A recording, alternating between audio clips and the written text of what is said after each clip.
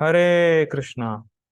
आज चर्चा करने का प्रयास करेंगे 18वें अध्याय के 68 नंबर श्लोक से आगे। तो आज का सेशन बहुत इंपॉर्टेंट है।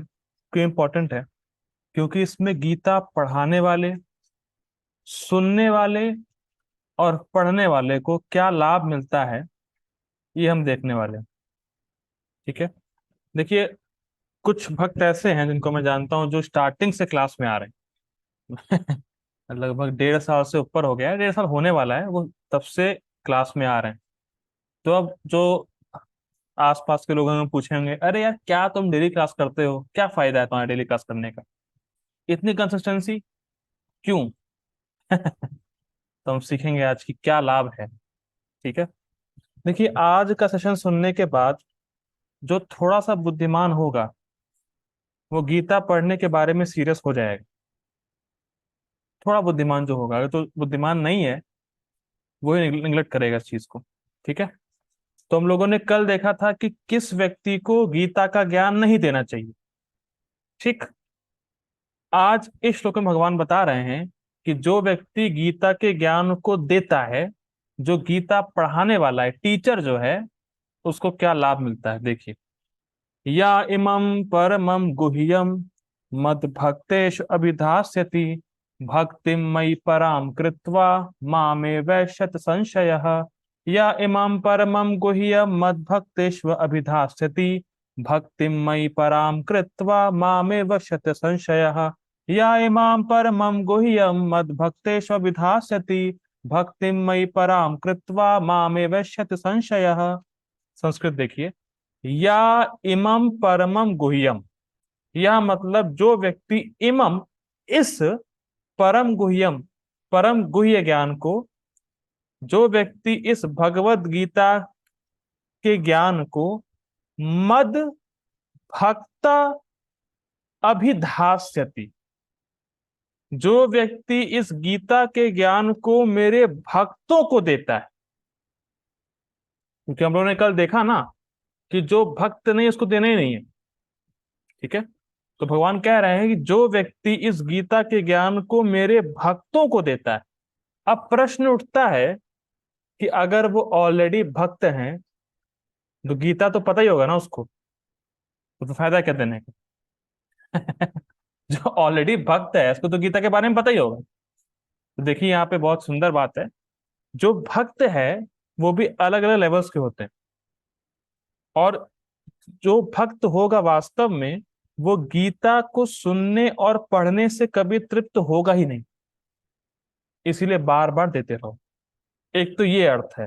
दूसरा अर्थ है कि यहाँ पे भक्त का मतलब है जिसको गुरु और भगवान में श्रद्धा हो उसको देता हो। दो अर्थ हैं। एक तो जो भक्त है वो तो कभी गीता को पढ़ने और सुनने में तृप्त होगा ही नहीं, जितनी बार लेक्चर दो उतनी बार सुनने आएगा, कुछ नया निकलेगा। और दूसरा अर्थ है कि ऐसा व्यक्ति जिसको गुरु और भगवान में श्रद्धा है तो उसको भी भक्त बोला गया है। तो जो व्यक्ति इस गीता के ज्ञान को मेरे भक्तों को देता है, अब लाभ क्या है? लाभ सुनेंगे होश उड़ जाएंगे। भक्ति मई पराम कृत्वा, उसको मेरी पराभक्ति, प्रेमा भक्ति प्राप्त होगी, और माम एवैष्यति असंशयः, और वो निश्चित मेरे पास आएगा, इसमें कोई डाउट नहीं। जो व्यक्ति इस गीता के ज्ञान को मेरे भक्तों को देता है उसको भगवान की प्रेमा भक्ति प्राप्त होगी और वो भगवान के धाम निश्चित जाएगा, कोई डाउट नहीं है। ये भगवान ही क्लेम कर रहे हैं। जो बुलाने वाला है अपने पास वही कह रहा है कि तुम भाई मेरे पास आओगे, कोई डाउट नहीं है। इसीलिए जो व्यक्ति गीता के 700 श्लोकों को या जितना भी दूसरों को देता है, भक्तों को बताता है, वो निश्चित कृष्ण के पास जाएगा, निश्चित। और ऐसा, अब देखिए कि इंपॉर्टेंट पॉइंट यहाँ पे समझना होगा, ऐसा जरूरी नहीं है कि जो गीता के ज्ञान को दे रहा हो उसको पराभक्ति प्राप्त हो। Please try to understand. भगवान ये नहीं बोल रहे कि शुद्ध भक्त ज्ञान देता है, वो तो देते ही हैं। लेकिन जो प्रचारक शुद्ध भक्त नहीं भी है, अगर वो प्रचार करता रहेगा शुद्ध भक्त हो जाएगा। भक्तिम मई पराम कृत्वा, ऐसा नहीं कि कोई शुद्ध भक्त ही आपको ज्ञान दे, वो दे तो बहुत ही अच्छी बात है, लेकिन जो शुद्ध भक्ति या परा भक्ति को प्राप्त नहीं भी है, अगर वो भी गीता का ज्ञान दूसरों को देता है प्रामाणिक रूप से, उसको भगवान की परा भक्ति प्राप्त होगी और भगवान के पास जाएगा। पर कंडीशन क्या है कि वो भगवान की प्रसन्नता के लिए प्रचार करे, कोई मेटीरियल मोटिवेशन नहीं होना चाहिए उसका, तो भगवान के पास निश्चित रूप से जाएगा। बहुत जबरदस्त ये श्लोक तो प्लीज याद होना चाहिए। देखिए प्रभुपाद जी का अनुवाद देखिए। जो व्यक्ति भक्तों को यह परम रहस्य बताता है, वह शुद्ध भक्ति को प्राप्त करेगा और अंत में वह मेरे पास वापस आएगा। गीता भूषण टीका देखिए। जो इस शास्त्र को पढ़ाता है, इसीलिए अंडरलाइन किया है, मैं फ्री में नहीं पढ़ा रहा हूं। अब समझ में आया? मैं फ्री में पढ़ा रहा हूं पर फ्री में नहीं पढ़ा रहा। क्योंकि मुझे जो मिलने वाला फल है वो क्या है? भगवान का धाम। हरि बोल। मेरी टिकट कट चुकी है, मैं भगवान के पास जाने वाला हूँ। हे कृष्ण करुणा सिंधु दीन बंधो जगत पते। ये फल है, समझिए इस बात को। जो इस शास्त्र को पढ़ाता है उसको प्राप्त होने वाले फल, उसको प्राप्त फल को यहां बताया गया है। जो इसे पढ़ाता है उसे मुझ में शुद्ध भक्ति प्राप्त होगी और इसके उपरांत वह मेरे धाम को प्राप्त करेगा। कितना जबरदस्त है ना। भगवान नीड क्रिएट कर रहे हैं प्रीचिंग करने का। कितना सिंपल मेथड है। गीता के बारे में बताओ, कृष्ण के पास जाओ निश्चित, और कृष्ण ही कह रहे हैं मेरे पास आएगा, तो कोई डाउट ही नहीं होना चाहिए।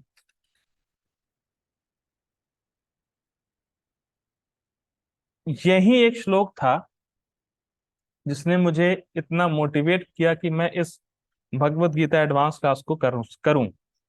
यही श्लोक था बस। इतना आसान। गीता पढ़ा दी, कृष्ण के पास निश्चित असंशय। कोई डाउट मत करना। देखिए अब एक बात ध्यान देनी होगी, अगर भक्ति नहीं करेंगे तो गीता समझ नहीं आएगी, और जब गीता समझ नहीं आएगी दूसरों को पढ़ाएंगे क्या? तो इसीलिए भक्ति करना इंपॉर्टेंट है। जो भक्त होगा, जो भक्ति कर रहा होगा, वही गीता को एज इट इज दूसरों को बता सकता है। और पढ़ाना कैसे है? जैसा कि पहले के प्रामाणिक आचार्यों ने बोला है वैसे पढ़ाएंगे तब भगवान के पास जाएंगे। ऐसे तो पढ़ाने वाले बहुत हैं कि कृष्ण ने गीता नहीं बोली है, अंदर शिव बाबा बैठे हुए थे, वो ब्रह्म था, फलाना धमाका। पढ़ाने वाले बहुत हैं, लेकिन जो प्रामाणिक रूप से बताएंगे, जो परंपरा में बताएंगे, जो पूर्ववर्ती आचार्यों की बात रख के बताएंगे, वो कृष्ण के पास जाएंगे, क्योंकि कृष्ण उससे प्रसन्न होते हैं। तो अब आई रिक्वेस्ट भाइयों और बहनों, माताओं और प्रभुओं, इस गीता क्लास तो खत्म होने वाली है। प्लीज जितना समझा है किसी एक आदमी को पकड़ लेना, बक देना उसके सामने, और टिकट कटवा के कृष्ण के पास पहुंचना। मैं वहां वेट करूंगा आप लोग। मेरी टिकट कट चुकी है। मैं इतना कॉन्फिडेंस से क्यों बोल रहा हूँ? मुझे श्रद्धा है इस बात पे। कृष्ण बोले हैं तो लेके जाएंगे। प्लीज इस ज्ञान को रखिएगा मत। अरे मैंने सुन लिया, हो गया हो गया। दूसरों को बताना बहुत इंपॉर्टेंट है, बहुत इंपॉर्टेंट है। और ना देखिए कितना सिंपल है। आपको कुछ भी मैन्युफैक्चर नहीं करना है, जो लिखा है उसको रीड करना है, जितना आपने समझा उतना बताना। सिंपल है कि इससे ज्यादा क्या है? और उसका फल समझ रहे हैं आप कृष्ण के पास। और इससे इजी मेथड क्या लोगे भाई? पकी पकाई खिचड़ी मिल रही है। प्रभुपाद जी ने गीता दे दी एज इट इज, उसको पढ़ो, पढ़ के दूसरों को बताओ। Simple, very simple.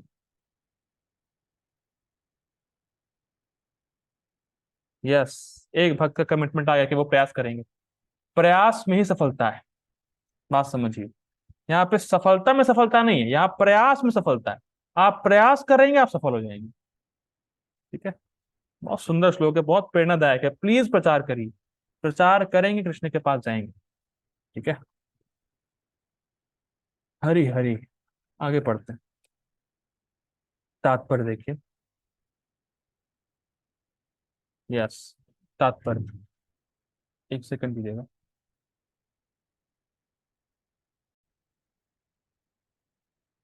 तात्पर्य।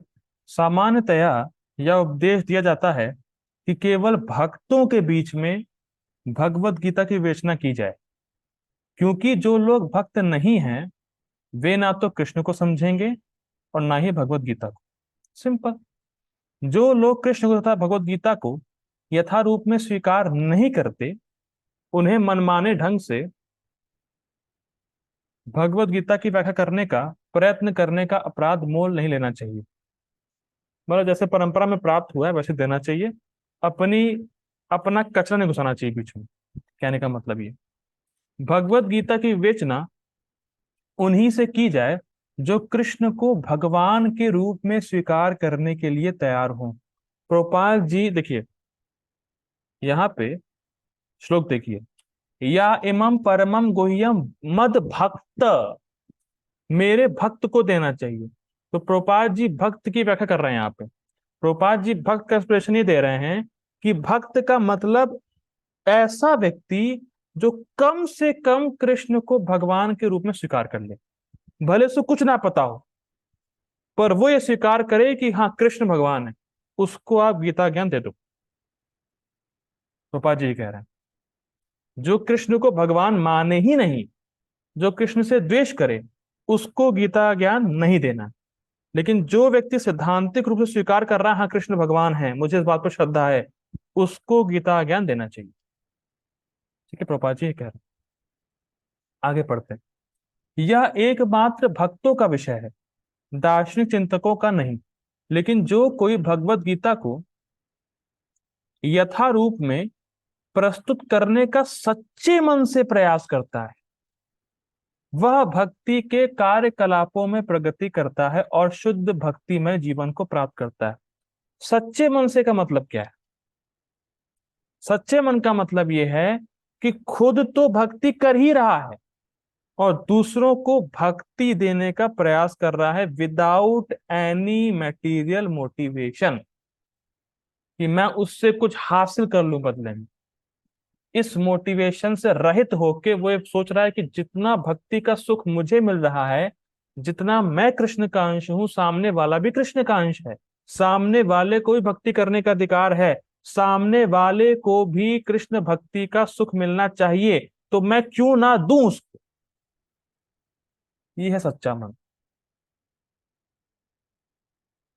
इस प्रकार से वो गीता ज्ञान देने का प्रयास करता है।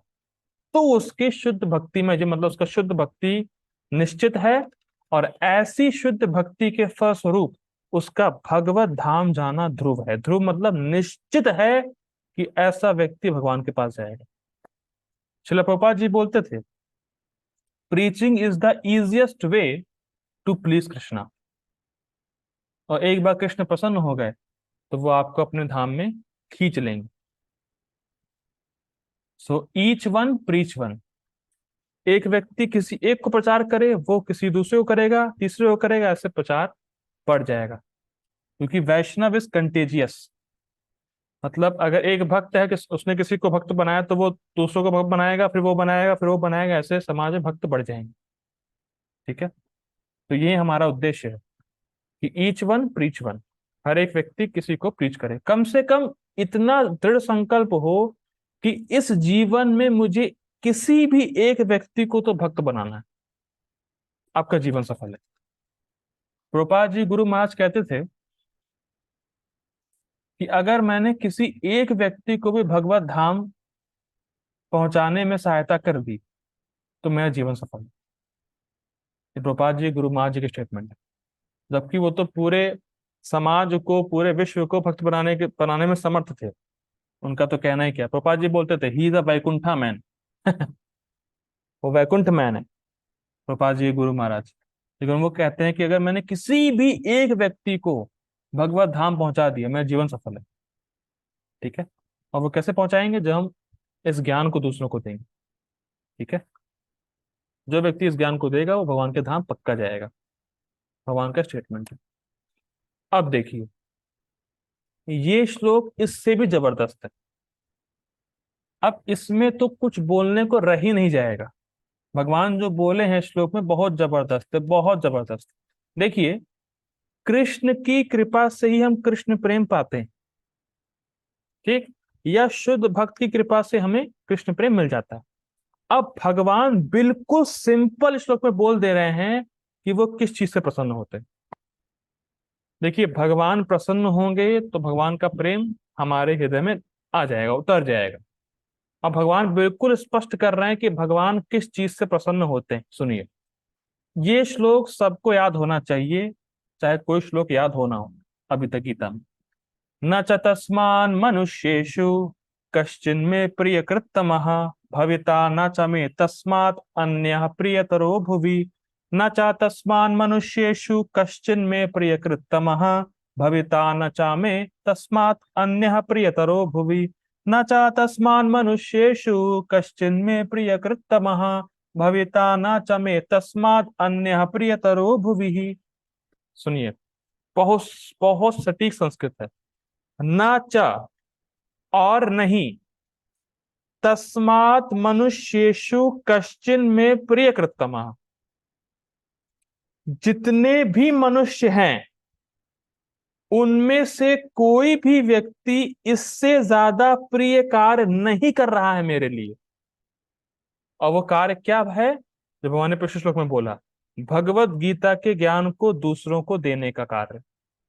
इससे ज्यादा प्रिय कार्य मेरे लिए कोई कर ही नहीं रहा है।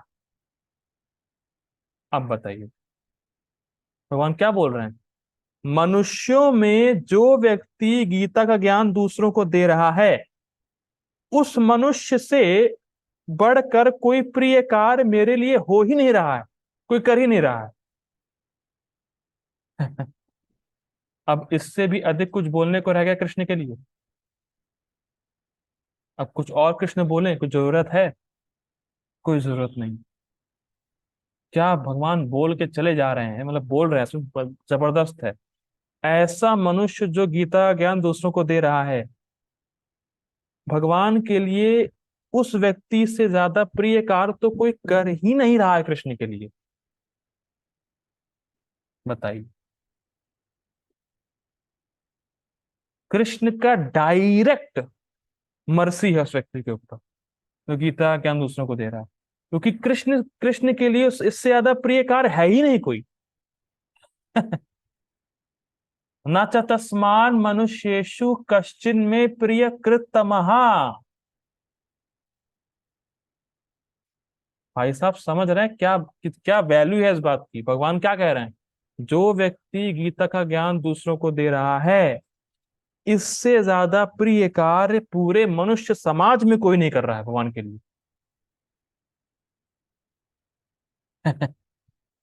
जैसे कोई प्रसादम पे आए आपके घर पे और कहे, यार इससे अच्छा आइटम तो मैंने खाया ही नहीं, तो आप उसको वहीं देंगे कि नहीं देंगे?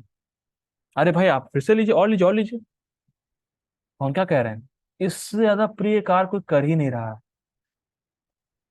आप देखिए, सिंपल समझिए, गीता समझने में कोई बहुत टफ है? जो व्यक्ति क्लास में रेगुलर आ रहा है उसके लिए गीता टफ तो नहीं होगी मेरे ख्याल से, बड़ा इजी समझ में आ रहा होगा। अरे बड़ी इजी है भैया, फिजिक्स केमिस्ट्री से तो आसान है कम से कम। लोग फिजिक्स केमिस्ट्री में कितना दिमाग लगाते हैं, और भगवान ही नहीं कहते कि बहुत प्रिय है मुझे, और गीता में बहुत कम दिमाग लगता है। तो भगवान क्या कह रहे हैं कि इससे ज्यादा प्रिय कार्य मेरे लिए कोई कर नहीं रहा है।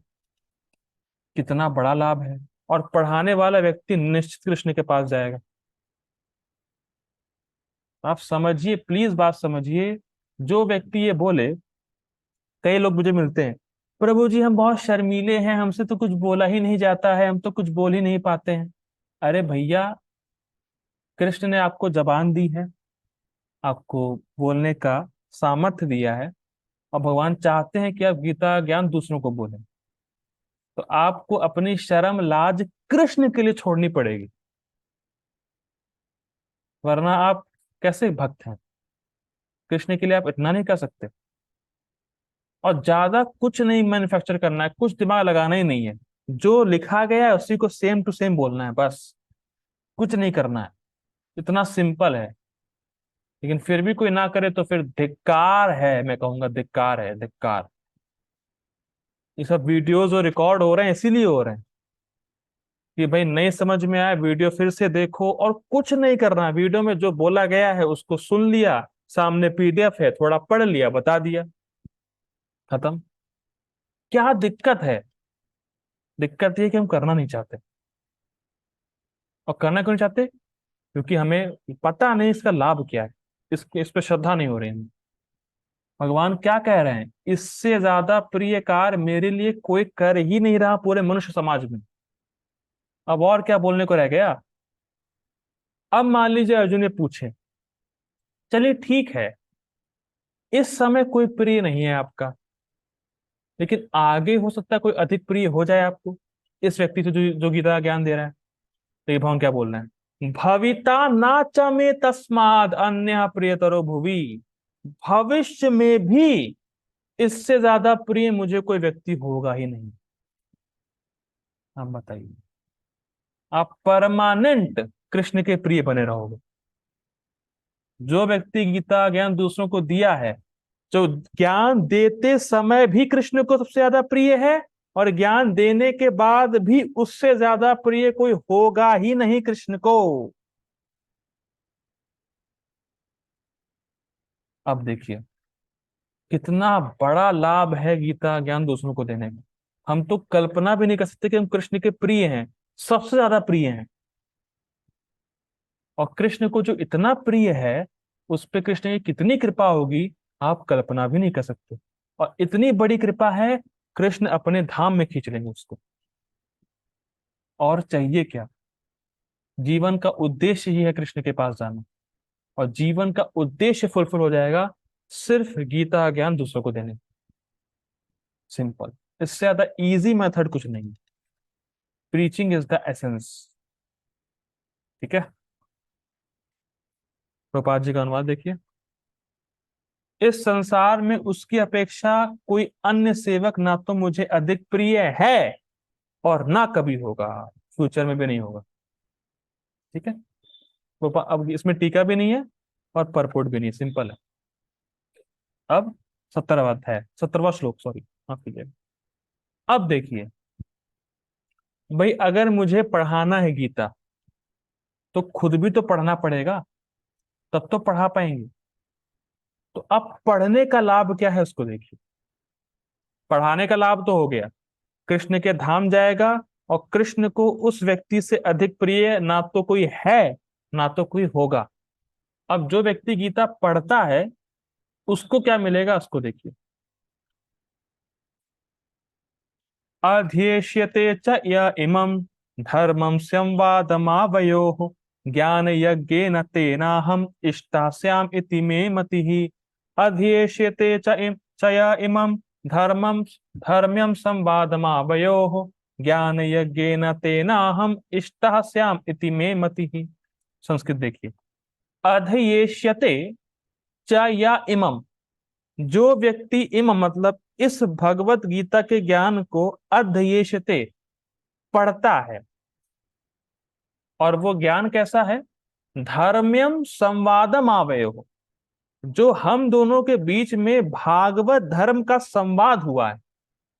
मतलब भगवत गीता का जो ज्ञान है, जो व्यक्ति उसको पढ़ता है, इस संवाद को पढ़ता है, तो ज्ञान यज्ञेन तेना अहम इष्ट, वो ज्ञान यज्ञ के द्वारा मेरी आराधना करता है, मेरी पूजा करता है। तो गीता पढ़ना और समझना भगवान कृष्ण की आराधना है, पूजा है। श्याम इति में मति, ऐसा मेरा मत है अर्जुन।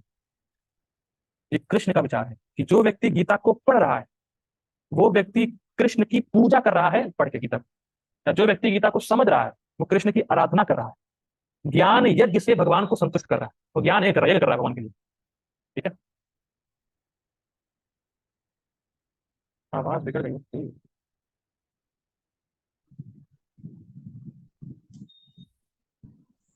अब तो बात ही हो रही थी, गीता को पढ़ता है जो व्यक्ति भगवत गीता को पढ़ता है, वो ज्ञान यज्ञ से भगवान करता है, भगवान की पूजा करता है, आराधना करता है, ऐसा भगवान का विचार है। ठीक है, करता हूँ कि जो हमारे इस पवित्र संवाद का अध्ययन करता है वह अपनी बुद्धि से मेरी पूजा करता है।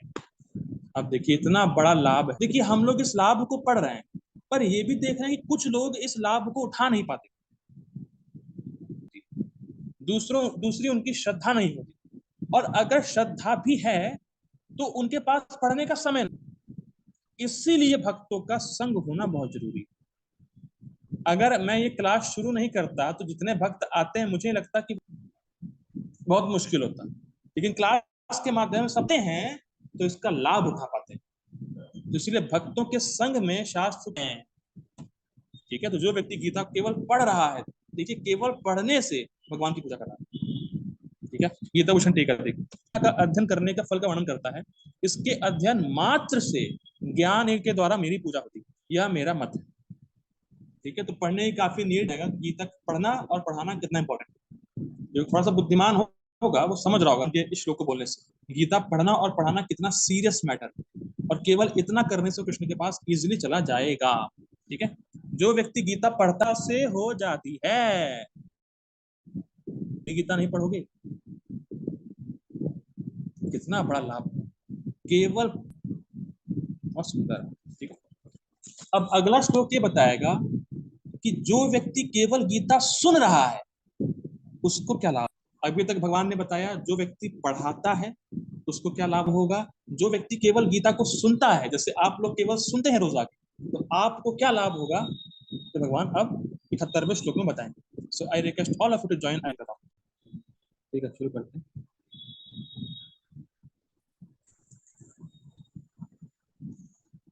अरे तो अब हम लोग ये देख रहे हैं कि जो व्यक्ति केवल गीता को सुन रहा है उसको क्या फल प्राप्त होगा। ये क्यों, देखिए हो सकता है कोई पढ़ा लिखा ना हो, वो पढ़ ही ना पाए, तो जो केवल सुन ही रहा है। मैं भी जब गया था रथ यात्रा के समय, तो मुझे पता नहीं एग्जैक्टली कि आयुषी माता जी के दादाजी थे या कोई था, क्लास देते, मैंने कहा हाँ हाँ आप क्लास तो बहुत अच्छी देते हैं। हम लोग कभी कभी सुनते हैं आपकी क्लास बहुत जबरदस्त बोलते हैं। मैंने कहा ठीक है, हरे कृष्ण। तो केवल सुन रहे हैं, नहीं पढ़ते, लेकिन सुना उन्होंने, तारीफ वारीफ करी, तो मैंने कहा ठीक है, कृष्ण की कृपा है, जो भी है बोल पा रहे हैं एग्जैक्ट। ठीक है, फिलहाल जो भी थे उन्होंने सुना। तो यहाँ पॉइंट क्या है कि जो व्यक्ति केवल सुनता है गीता को पूरा, आप सुन के आश्चर्यचकित हो जाएंगे। ठीक है, संस्कृत देखिए, मतलब श्लोक देखिए, श्रद्धावान अन शृणुयादपि यो नरः सो अपि मुक्तः शुभालोकान् प्राप्नुयात् पुण्यकर्मणाम् सोऽपि मुक्तः शुभालोकान् प्राप्नुयात् पुण्यकर्मणाम् श्रद्धावान अनसूयश्च शृणुयादपि यो नरः तः शुभालोकान् प्राप्नुयात् पुण्यकर्मणाम्। संस्कृत देखिए, श्रद्धावान अनुसूयश्च, श्रद्धावान मतलब जिसकी भगवान में और गुरु में श्रद्धा है, अनसूयश्च जो भगवान कृष्ण की बात और भगवान कृष्ण को एक सामान्य पुरुष नहीं मानता है। जब ऐसी दो क्वालिफिकेशन वर्णाश्रम में हो, चाहे कोई चांडाल हो चाहे कितना भी निम्न हो, पर श्रद्धावान है और अनसूयश है, मतलब दो है। श्रोयादपि, अगर वो भी गीता को सुनता है भी मुक्तः, मुक्त हो जाएगा। मैं कहता रहता हूं भक्तों से कि जो व्यक्ति स्टार्टिंग से गीता क्लास में आया है वो निश्चित मुक्त हो जाएगा, तो उसकी बिल्कुल गारंटी है। जो व्यक्ति में टिका हुआ है, इस क्लासेस में आ रहा है, वो निश्चित मुक्त है। और भगवान है, क्योंकि मुझे नहीं लगता यहाँ पे किसी को भगवान की बात पर श्रद्धा नहीं है, और यहाँ पे ऐसा कोई व्यक्ति नहीं है जो भगवान कृष्ण को सामान्य पुरुष मानता हो। ऐसा सुनने मात्र से मुक्त है। पढ़ा लिखा हो चाहे नहीं हो, केवल सुन रहा है, मुक्त हो जाएगा भैया। अपने याद उसको शुभ लोगों की प्राप्ति होगी, जो पुण्य कर्मणा, जो कि बहुत ज्यादा पुण्य करने के बाद भी लोगों को नहीं, ऐसे लोगों की प्राप्ति वो करेगा। जैसे हम लोगों ने 18वें अध्याय की महिमा में देखा था कि केवल 5 श्लोक को बोलने से वो इंद्र बन गया था, जो व्यक्ति गीता को सुन रहा है और अगर उसकी कोई इच्छा भी है, भौतिक भोग की कोई इच्छा भी है, तो जबरदस्त लोग प्राप्त होंगे, हाइयर प्लैनेट सिस्टम। और जिस व्यक्ति को इच्छा नहीं है भोग प्राप्त करने की, वो तो डायरेक्ट मुक्त होकर कृष्ण के पास जाएगा। बैक टू गॉड हेड निश्चित है, निश्चित। वहां भी पार्टी होगी, वहां भगवदगीता भगवान बोलेंगे कौन से ग्रुप के हो, भगवदगीता एडवांस।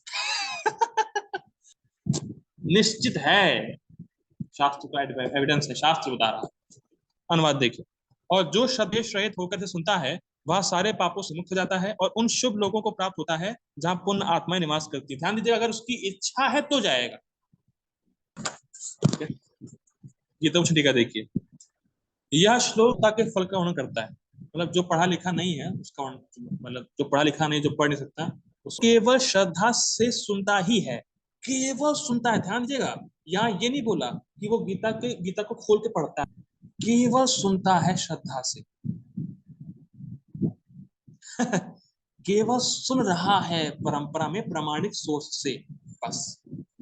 ठीक, सुनता ही है और द्वेष से रहित होता है। अनुसूयश्च, दोष अन्वेषण नहीं करता। देखिए, जिसको द्वेष होता है, मैंने कल भी बताया था, जिसको द्वेष होगा वो किसी के सद्गुणों को जानता है कि इस व्यक्ति के अंदर सद्गुण है, लेकिन फिर भी कहेगा अरे घटिया है। द्वेष का मतलब है दोष अन्वेषण, होता है दोष खोजना। तो जिस व्यक्ति को द्वेष है भगवान से, वो भगवान में दोष खोजेगा ही, भले दोष है नहीं। और किस प्रकार के दोष खोजेगा, देखिए यहाँ प्रयोजन है। मतलब वैसे दोष निकालेगा, अरे क्यों गीता बोली है, क्या फालतू, भगवान ये दोष निकालता है। या यह गलत शास्त्र को, मतलब गीता विता सब फालतू है, किसी मनुष्य ने लिख दिया, गीता विता को नहीं मानते। तो जो इस प्रकार के दोषों से रहित है वो मुक्त होगा। ध्यान दीजिएगा, जो व्यक्ति टाइम वेस्ट हो गया गीता पढ़ के, क्यों टाइम वेस्ट भगवान ने किया, या क्यों हम गीता को नहीं मानते, गीता झूठ है, प्राण धमाका, जो भी ऐसा लोग बोलते हैं, तो जो व्यक्ति इन सब दोषों से रहित है, इन ऐसे दोष भगवान में नहीं डालता, वो मुक्तों को प्राप्त होता है, जिससे अश्वमेध यज्ञ करके प्राप्त किया जाता है। अथवा वह भक्तों के लोग जैसे ध्रुव लोग या विभिन्न, अब अंतर क्यों आ रहा है कि जो व्यक्ति गीता सुन रहा है उसको स्वर्ग जाने की इच्छा हो तो पहले स्वर्ग जाएगा, स्वर्ग में। लेकिन जिस व्यक्ति को स्वर्ग की इच्छा है ही नहीं, वो डायरेक्ट कृष्ण के पास जाएगा। और मुझे नहीं लगता यहाँ पे किसी को स्वर्ग में जाने की या इंद्र बनने की कोई इच्छा, सब डायरेक्ट कृष्ण के पास जाएंगे। ठीक है। पुण्य कर्मणाम का अर्थ होगा, हो सकता है, क्योंकि भक्ति सर्वश्रेष्ठ पुण्य है। तो पुण्य कर्मणाम जो शब्द आया था श्लोक में, दो अर्थ बता रहे हैं। दो अर्थ क्या है कि पुण्य कर्मणाम मतलब जो अश्वमेध यज्ञ करते हैं वो को प्राप्त होते हैं। तो पुण्य तो वैसे ही बहुत हाई, तो अगर वो अश्वमेध यज्ञ नहीं भी करेगा तो ऊपर के लोगों को प्राप्त करेगा। ठीक, लेकिन अगर कोई व्यक्ति, तो वो कृष्ण के पास। दो अर्थ, जो केवल सुन रहा है पुण्य प्राप्त करने के लिए, ऊपर लोक में जाने के लिए, ऊपर लोक नहीं है जिससे मेरी भक्ति बढ़ती है, तो वो डायरेक्ट कृष्ण के पास जाए। ठीक है। तो पुण्य का मतलब दो अंडरस्टैंडिंग है, इसमें से अंतर आ रहे हैं डेस्टिनेशन। ठीक है, आगे तात्पर्य देखिए। इस अध्याय के 67वें श्लोक में भगवान ने स्पष्टता उन्हें गीता ना सुनाई जाए, स्पष्ट क्या वो शब्द था, नाचा अभिसूय, श्लोक था ये वर्ड था श्लोक। ठीक है, जो व्यक्ति द्वेषी है उसको गीता तो बिल्कुल नहीं बतानी चाहिए, केवल भक्तों के लिए। लेकिन ऐसा होता है कि कभी कभी भगवत भक्त कक्षा में प्रवचन करता है और उस कक्षा में सारे छात्रों के भक्त होने की अपेक्षा नहीं की जाते हैं। ठीक है, तो फिर ऐसे लोग खुली कक्षा क्यों चलाते हैं? मतलब प्रश्न होता है कि भाई अगर केवल भक्तों के लिए ही गीता है तो केवल भरना चाहिए, में बोलते हैं तो पब्लिक में सकता है बहुत सारे लोग भक्त ना भी हों, तो पब्लिक में क्यों बोलते हैं, प्रश्न बन सकता है। तो यहाँ यह बताया गया है कि प्रत्येक व्यक्ति भक्त नहीं होता, फिर भी बहुत से लोग ऐसे हैं जो कृष्ण से द्वेष नहीं रखते, कृष्ण पर परमेश्वर रूप में श्रद्धा रहती है। ये बहुत इंपॉर्टेंट पॉइंट है। गीता बोल रहे हैं तब तो वंडरफुल है। अगर आप पब्लिक में गीता बोल रहे हैं तो जिनको कृष्ण, मतलब उनको ये विश्वास है कृष्ण भगवान है, तो वो गीता समझेंगे, बाकी लोग आउट हो जाएंगे। कि कम से कम सिद्धांतिक रूप से कृष्ण को भगवान के रूप में स्वीकार कर रहा हो, उनकी श्रद्धा बहुत शास्त्रीय नहीं होगी। ऐसे व्यक्ति अगर कहा जाए कृष्ण भगवान है तो मान लेते, तो उनको गीता पे सहज विश्वास हो जाएगा, वो भक्त बन जाएंगे। भाई अगर आप, तो जो व्यक्ति कम से कम कृष्ण को भगवान मान रहा है वो उसको आप नहीं पकड़ पाएंगे। बस जो व्यक्ति कम से कम कृष्ण को भगवान मान रहा है उसको आप कैच नहीं कर पाएंगे। अगर पब्लिक में देंगे तो जो व्यक्ति, बाकी अपने आप फिल्टर हो जाएंगे। कुछ कैच कर पा रहे हैं भाई? जो कृष्ण से द्वेष रखता समझेगा नहीं, तो वो आपके पास आएगा नहीं। जिसको सहज विश्वास है कृष्ण भगवान है, लेकिन गीता का पढ़ेंगे, वो भक्त बन जाएंगे। इसलिए ऐसा करते हैं। ठीक है, हाँ, तो वो नहीं समझेंगे, कोई बात नहीं है।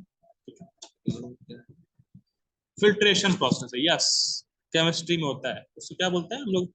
एक बड़ा सा रखते हैं, वो एक्सपेरिमेंट करते हैं, तो क्या, मुझे याद नहीं आ रहा है। ठीक है, आपको याद हो प्रभु जी तो बता सकते हैं क्या रॉड होती है। ठीक है उसी रॉड में डालते हैं हम लोग उन लोगों को। कहाँ पे थे, क्या बोलते हैं? नहीं, फिल्टर पेपर वो तो अलग चीज़। आगे पढ़ते हैं। हाँ ठीक है, ये भक्त देखिए, यदि ऐसे लोग भगवान के बारे में किसी प्रामाणिक भक्त सुनते हैं, तो लोग को प्राप्त होते हैं जहाँ पुण्य आत्माएं वास करती हैं। ठीक है, क्योंकि उनको भगवान, क्योंकि उनको पता है कृष्ण भगवान है और कृष्ण का भक्त है, ये तो सब सुनेंगे तो उनको फेथ रहता है। अब देखिए प्रभुपाद अब बोलने वाले हैं, हिला के रख देगी।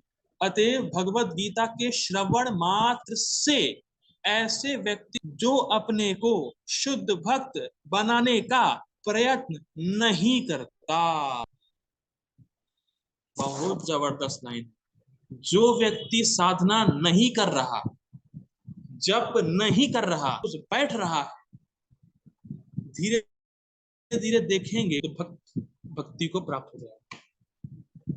क्या नहीं है, ना कोई माला करता है ना कुछ है, बस क्लास में रोज आके बैठ रहा है, तो आगे जाके वो शुद्ध भक्ति को प्राप्त होगा। भले ही वो शुद्ध भक्त बनने का प्रयास नहीं, कुछ करे नहीं रहा ना, डेली क्लास में आता रहे, बस भी ऐसी होनी चाहिए जो पैसे दे के ना। क्योंकि हम लोग जानते हैं कि जो कथा पैसे के दम पे होती है उसका सार चला जाता है। तो ऐसी कथा में जाए जो प्रमाणिक हो, ना लिए जा रहा है। ठीक है, लोग बदलते हैं, लोग का जीवन चेंज होता है। ठीक है, आगे पढ़ते हैं। इस प्रकार भगवत भक्त हर एक से मुक्त होकर भगवान का भक्त बन, उदार है भक्त, और कितना उदार है भक्ति का प्रोसेस, कि आपकी जो इच्छा है वो पूरी हो जाए, जाओ, भौतिक भोग की इच्छा नहीं है, कृष्ण के पास जाओ।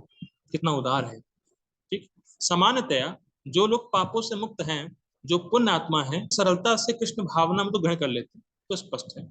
यहाँ पर पुण्य कर्मणाम शब्द अत्यंत सार्थक, हमें यज्ञ जैसे महान यज्ञ का सूचक है। जो भक्ति का आचरण करने वाले पुण्य आत्मा है किंतु शुद्ध नहीं होते, वे ध्रुव लोक को प्राप्त होते हैं। महाराज की अध्यक्षता है, वे भगवान के महान भक्त हैं और उनका है। तो कहने का अर्थ बिल्कुल सिंपल है कि जो व्यक्ति गीता को केवल सुन रहा है और अगर वो पूरी तरह शुद्ध नहीं है, मत इच्छा है, तो वो ध्रुव लोक को प्राप्त होगा। और जो व्यक्ति के अंदर बिल्कुल, जो व्यक्ति निष्काम, से फायदा ही फायदा, गीता पढ़ने का, गीता पढ़ाने का और गीता सुनने का कोई भी नुकसान नहीं। गीता पढ़ा रहे हैं कृष्ण के पास, गीता पढ़ की पूजा कर, तो भैया खूब भोग वाले स्थान पे जाओ, आराम से खूब भोग करना, वहां से कृष्ण के पास चले जाओगे। और अगर कोई इच्छा नहीं है तो कृष्ण के पास डायरेक्ट जाओगे, तो नुकसान कहाँ है?